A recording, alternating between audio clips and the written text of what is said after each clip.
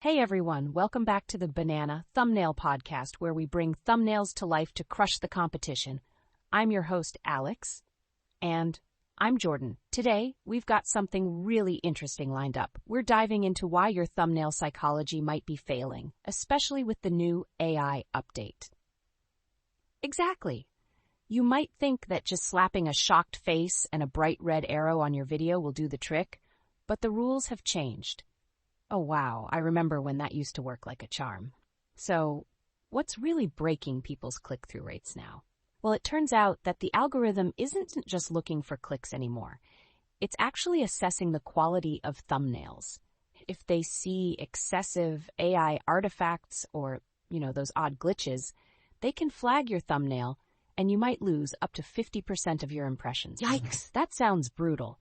So, it's not just about getting clicks anymore. It's about keeping people engaged, right? Absolutely. And one of the biggest turnoffs is the texture. AI-generated images often look overly smooth, almost plastic-like. Real images have imperfections, and viewers really pick up on that. Interesting. So they're more likely to skip over a thumbnail that looks fake, especially since most people are watching on their phones. Right, mobile viewers, which make up around 62% of YouTube traffic, are especially sensitive to visual clutter. If your thumbnail has small fonts or is too busy, they'll likely ignore it completely. Jordan, so what can creators do to fix this? Alex, I recommend not letting AI handle the text at all. The models still struggle with coherent sentences, and human touch is crucial. That totally makes sense. And what about this new authenticity score that you mentioned? Great question. YouTube's recent algorithm shift introduced that score, which penalizes over-optimized thumbnails.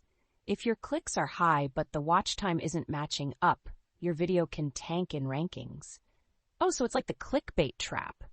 You might get the initial click, but if the content doesn't deliver, you're done for.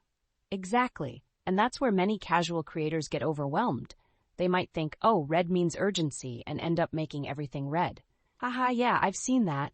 But then they get frustrated when their click-through rates don't improve after 10 attempts. And that's a huge part of the issue, viewer fatigue. They become desensitized to those overused tropes. So, what should they do instead? Authentic emotion beats forced shock every time. Viewers crave a real human connection. That reminds me of those over-the-top expressions that just feel fake. Exactly. Instead of wide eyes and exaggerated mouths, creators should use micro-expressions. Those subtle twitches can actually increase trust signals and lift watch time. That's really interesting. And what about the technical side? How should creators be optimizing for mobile? So, mobile users represent 76.4% of YouTube traffic today. If you're designing on a massive screen, you might not realize how muddy your image looks on a phone. High contrast is crucial. Low contrast can cause a significant drop in clicks. Wow, that's a big number. And what's your take on A/B testing? I've heard it's essential. Absolutely. Guessing just doesn't work anymore. Creators need to actively test their assumptions. For instance, MrBeast tested 47 variants using micro-emotion psychology and saw his click-through rate jump from 8.2% to about 17%. That's incredible. So he didn't just guess what his audience wanted. He actually tested it. Right. And with modern tools, you can streamline that testing process. In fact, A/B testing has shown average CTR gains of about 26.8% across thousands of tested videos. That's a game changer. But I imagine a lot of creators feel overwhelmed by the idea of creating multiple versions. It can be daunting, but the right tools can make it efficient.